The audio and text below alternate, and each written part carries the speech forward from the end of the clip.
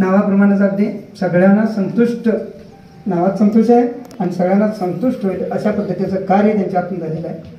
त्यामुळं इथून पुढल्या कारकिर्दीमध्ये आता नांदीमध्ये कसा त्यांना विद्यार्थ्यांचा प्रतिसाद मिळतो, कसं तिथलं प्रशासन असेल, कशा काही गोष्टी असतील त्यावर ते मात करून यश मिळवतील.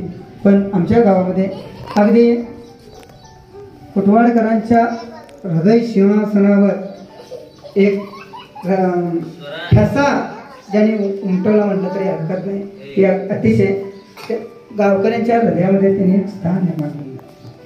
आणि अशाच पद्धतीचं आपण ज्या ज्या ठिकाणी जाऊ, तुम्ही आज इथं असाल, उद्या तिथं जाल आणि तिथनं उद्या परवा कुठं जाल, ज्या ज्या ठिकाणी त्या ठिकाणी आपलं कामच आपल्याला तारणार आहे. आज आम्ही इथनं काही पालकांना आम्ही काय दिलं किंवा पालकांनी आम्हाला काही दिलं अशातला भाग नाही. चांगलं काम करणं, गुरुजी चांगले एवढं म्हणणं, एवढं बक्षीस मिळवणं हे महत्त्वाचं आहे. खरं म्हणायचं तर आज संतोष सरांचा निरोप समारंभ आहे. ज्यावेळेस त्यांची बदली शनिवारी, खरं म्हणायला गेलं तर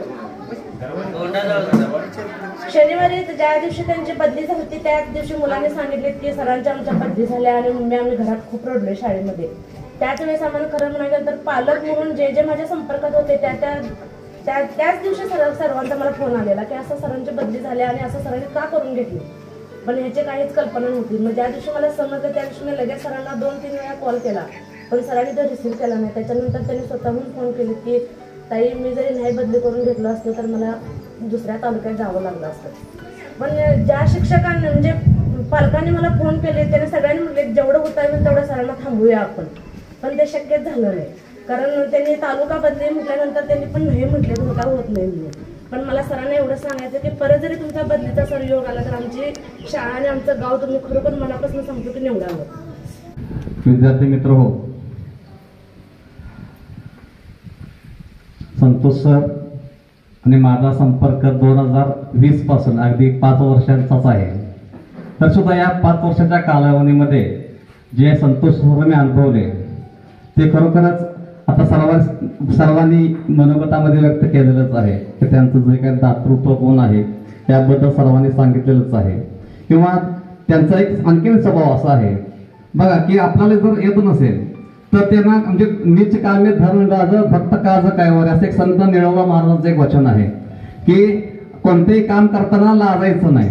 आणि कुठलंही काम असू दे, मग ते शाळेचं टॉयलेट सफाई करायचं काम असू दे किंवा समजा आपल्याला कुठेतरी काय समजा येत नसेल किंवा इतरांना कसं मी विचारू किंवा दुसऱ्याला विचारण्यात आपल्याला कमी पण वाटतं काय, असं सुद्धा नाही. काय येत नसेल किंवा काय नसेल तर ते निश्चितपणे इतरांचा सल्ला घ्यायचे किंवा इतर लोकांना फोन करून विचारायचे की या संदर्भात मला मार्गदर्शन हवं आहे. म्हणजे अशा पद्धतीचं व्यक्तिमत्व हे संतोष सर म्हणजे आता बघा सर्वांनी सांगितलं की एक खरोखरच एक आदर्श शिक्षक म्हणून त्यांचा आपल्या तालुक्याच्या वतीनं नाव लौकिक झालेलंच आहे. निश्चितपणे त्यांच्या या कालावधीमध्ये शिष्यवृत्ती परीक्षा असू देत किंवा नवोदय परीक्षा असू देत, हे जे काही तालुक्यामध्ये वातावरण झालं प्रश्नमंजुषेच्या माध्यमातून जी आपली शाळा जिल्हा स्तरापर्यंत जाऊन पोहोचली, या पाठीमागचं सर्व श्रेय हे संतोष सरांनाच जातं. तर पुन्हा एकदा त्यांच्या या भावी कार्यात त्या बदलून गेल्या, आता शेवटी काही इलाज नाही, त्याला नाही इलाज को क्या इलाज, म्हणून त्या ठिकाणी आपल्याला आहे त्या ठिकाणी ते त्यांना भावी कार्यासाठी मी हार्दिक शुभेच्छा देतो. आदरणीय विचारमंच आणि या विचारमंचावर उपस्थित असणारे आपल्या शाळा व्यवस्थापन समितीचे नूतन अध्यक्ष संदीप दादा, माजी अध्यक्ष राजू मामा, त्याचबरोबर पुन्हा माजी अध्यक्ष उमेश दादा, विजय पाटील दादा, अमोल दादा, भगवान दादा आणि ह्या ठिकाणी उपस्थित असणाऱ्या माझ्या सगळ्या भगिनी, दिलगिरी व्यक्त करण्याची काहीच गरज नाही. कार्यक्रम होत राहतील, होतील, तो एक आपला भाग आहे, शाळेचा तो एक भाग आहे. तुम्ही बदलून गेल्यानंतरही माझ्या संपर्कात आहे, हीच माझ्यासाठी खूप मोठी गोष्ट आहे. काही माता भगिनी अजूनही फोन करतात, शिष्यवृत्ती संदर्भात असू दे किंवा विद्यार्थ्यांच्या पुढील शैक्षणिक बाबीसाठी असू दे, फोन करताय, हीच माझी पोचपावती. वास्तविकता 2013 साली मी या शाळेत दाखल झालो. दाखल झाल्यानंतर 13 पासून ते 17 पर्यंत मी काही सिनियर लोकांच्या संपर्कामध्ये काम केलं. मात्र त्या कालावधीमध्ये असं वेगळं काही करता आलं नाही किंवा त्यावेळची परिस्थिती अशी होती की समाधान शाळेच्या बाबतीत पालक होते, गाव होतं. मात्र 2017 साली जी काही मोठी बदली झाली, या मोठ्या बदलीमध्ये नवीन कुटुंब माझ्या शाळेत दाखल झालं. मग ते किरण सर असतील, वावरे सर असतील, राजपूत मॅडम असतील, पुन्हा रवी पाटील सर असतील, माळी मॅडम असतील, हे आलेल्या टीम आणि या टीमसोबत काम करताना एक वेगळी छाप किंवा वेगळी ओळख निर्माण करण्यासाठी आम्ही सगळ्यांनी प्रयत्न केला. आणि त्यावेळी खऱ्या अर्थानं मला असं वाटतं की माझी म्हणा, किरण सरांची म्हणा किंवा माझ्या या संपूर्ण परिवाराची ओळख गावाला झाली. एक वेगळ्या पद्धतीनं काम करण्याची हातोटी किरण सरांच्याकडे होती आणि आम्ही आमच्या बोथड पद्धतीनं काम करत होतो आणि त्यांनी जे काही सांगितलं त्या पद्धतीनं काम केलं. मला वाटते नवजीत पाटील त्यावेळी सरपंच होते, त्यांचं प्रचंड सहकार्य या शाळेला लाभलं. जे काही अनुदान मिळत होतं त्यातला बराचसा हिस्सा गावातला त्यांनी कोणत्या ना कोणत्या तरी मार्गानं वाचवून शाळेसाठी देत होते, कारण त्यांचा एक विश्वास होता आणि त्याच कालावधीमध्ये महापूर आला होता. आणि हे सगळं करत असताना मला वाटतं गावाने पण इतका विश्वास ठेवला.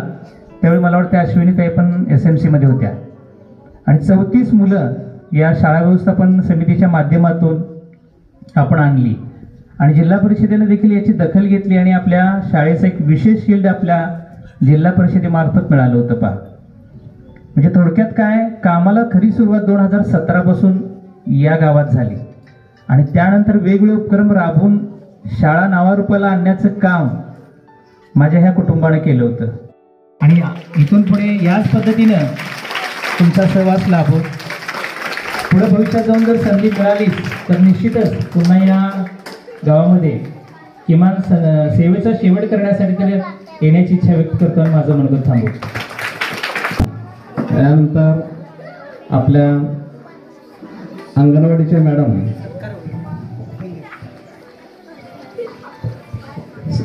संतोष सरांना या ठिकाणी भेटवस्तू देऊ इच्छितात. त्याचबरोबर आपल्या शाळेमध्ये या ठिकाणी नव्यानं हजर झालेल्या हजारे मॅडम यांचंही स्वागत या निमित्तानं अंगणवाडी सेविका मॅडम करू इच्छितात.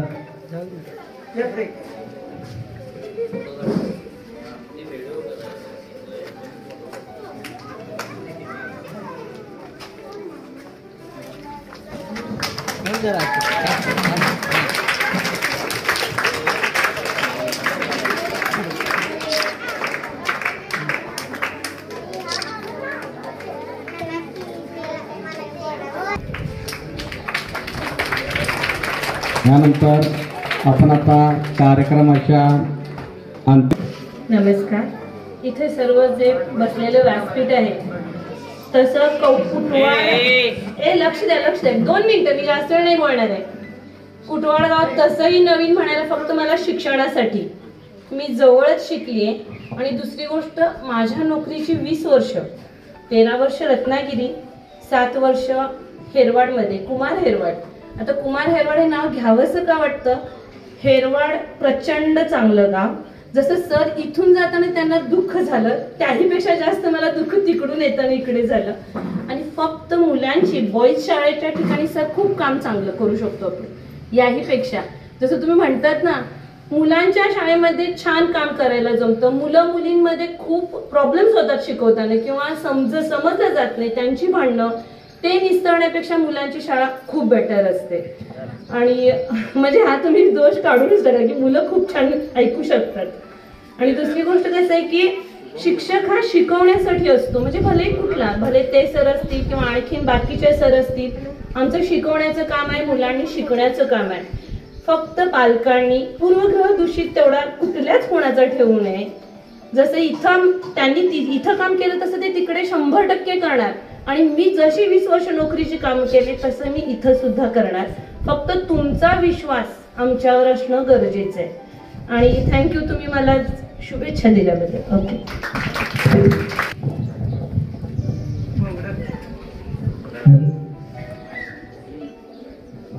सर्व विद्यार्थ्यांनी बैठे सावधान. ओके, तर सर्वांचं लक्ष इकडे द्या. खूप उशीर तुम्ही बसलाय मला माहिती आहे. आता खरं म्हटलं तर इतका वेळ एका लहान विद्यार्थ्याची बसायची कॅपॅसिटी नसते. कॉलेजच्या विद्यार्थ्यांना सुद्धा पाऊण तासाचं लेक्चर दिलं जातं. मला वाटतं तासभर कार्यक्रम चालू असेल. त्यामुळे मी थोडक्यात माझं मनोगत व्यक्त करतोय. त्याबद्दल पहिला दिलगिरी व्यक्त करतो, कारण सत्कार मूर्तींच्या मनोगतानंतर कोणाचंही मनोगत व्हायचं नसतं, डायरेक्ट अध्यक्ष मनोगत असतं. पण तरीसुद्धा जरा परंपरेला बाजूला ठेवून मला संधी दिल्याबद्दल मी आयोजकांचे प्रथमतः आभार मानतो. आणि विचारमंचावरती उपस्थित असणारे गावातील प्रतिष्ठित नागरिक, त्याचबरोबर शाळा व्यवस्थापन समितीचे अध्यक्ष, सर्व सदस्य, सर्व शिक्षकवृंद, सर्व विद्यार्थी व गावातील इतर सर्व या शाळेचे हितचिंतक, सर्वांनी मला या ठिकाणी बोलायला सांगितलं आहे. पण मला असं वाटतं की मी मनोगत व्यक्त करण्यापेक्षा मला संतोष सरांच्या विषयी जे सांगायचं होतं तो एक प्रसंग पुरेसा आहे. आणि त्यावरून कळू शकते की संतोष सरांचं व्यक्तिमत्व हे या शाळेसाठी किती महत्त्वाचं होतं, आमच्या गावासाठी किती महत्त्वाचं होतं आणि आमच्यासाठी किती महत्त्वाचं होतं. तर एक आम्ही स्पर्धा घ्यायची ठरवली होती मुलांच्या माध्यमातून. आणि त्यामध्ये मुलांना जो स्कॉलरशिपचा वगैरे सराव असतो तो गावातल्या मुलांना व्यवस्थित मिळावा म्हणून आम्ही 9 एप्रिल रोजी 2022ला परीक्षा घेण्याचं ठरवलं. आणि सरांनी आम्हाला गायडन्स केला आणि आम्ही त्या पद्धतीने पेपर वगैरे सर्व छापून आणले, सर्व तयारी झाली. पण ऐन टायमाला आमचा एक गोंधळ उडला नियोजनाच्या बाबतीत. आणि मी सरांना फोन केला की असानी मुलांना आपण जे बक्षीस देतोय त्यामध्ये आपण गुच्छ किंवा फुलं देऊ नयेत असं मला वाटतंय आणि आमच्या मंडळातील मुलांना वाटतंय. तर आपण काय करूया. मग सरांनी म्हटले तुमची आयडिया चांगली आहे, पण मुलांना पुस्तकं वगैरे मोठी देण्यापेक्षा त्यांच्या बुद्धीला आता ते पेलवणार नाही आपण ग्रंथ द्यायचं म्हटलं तरी. मग मी म्हटलं की आमच्या मनात ग्रंथ द्यायचं होतं ते पण तुम्ही नको म्हणता तर आपण द्यायचं काय.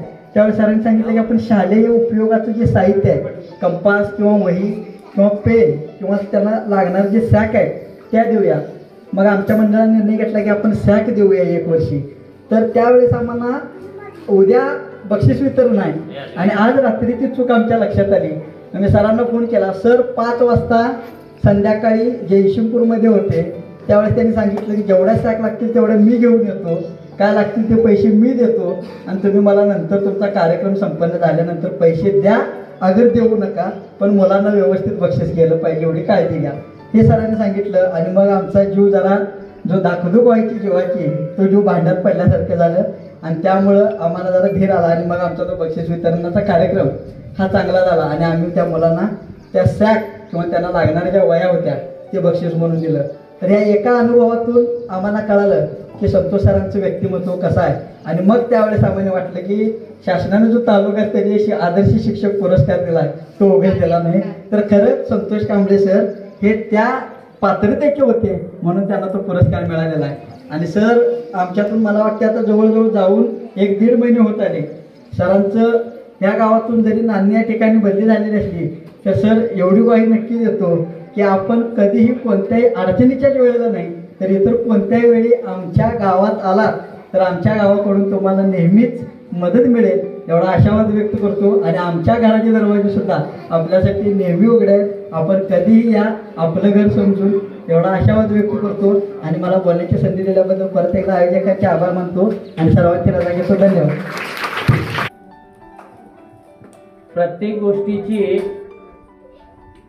प्रत्येक गोष्टीला महत्त्व असतं. जसं आपलं शरीर आहे आणि शरीराचे जे अवयव आहेत, कोण म्हणेल डोळ्याला फार महत्त्व आहे, मग हात पण तेवढंच महत्त्वाचं आहे की अरे डोळे आहेत, हात आहेत आणि पाय नाही, मग पायाला पण तेवढंच महत्त्व आहे. म्हणजे शरीराच्या प्रत्येक अवयवाचा जे अवयवाचं महत्त्व आहे तसं मुख्याध्यापक या नात्याने इथं काम करताना ज्यावेळी संतोष सर गेले त्यावेळी एक पेच प्रसंग माझ्यासमोर निर्माण झाला की आता पालकांना काय सांगायचं. मग झालं असं की स्कॉलरशिपचं करायचं काय. संतोष सर जाणार होते माहिती होतं, आम्ही त्या प्रोसेसमध्ये होतो. मग कोण येणार आहे हे पण माहिती होतं. मग त्याला पण सांगताना सांगितलं होतं की तुला आलास तरी अशी परिस्थिती आहे. आणि सकाळी 7:30 पासून आमचा 5वीचा वर्ग सुरू असतो आणि सरांचं नियोजन वेगळ्या पद्धतीनं असतं. पालकांची ड्युटी लावणे, दिवाळीनंतर त्यांच्यावर ते खूप राबतात. आणि तसं बघायला गेलं तर 5वीमध्ये खरोखर त्यांचा हातखंडा होता. काय करावं लागतं ते अनुभवातून त्यांनी शिकले होते.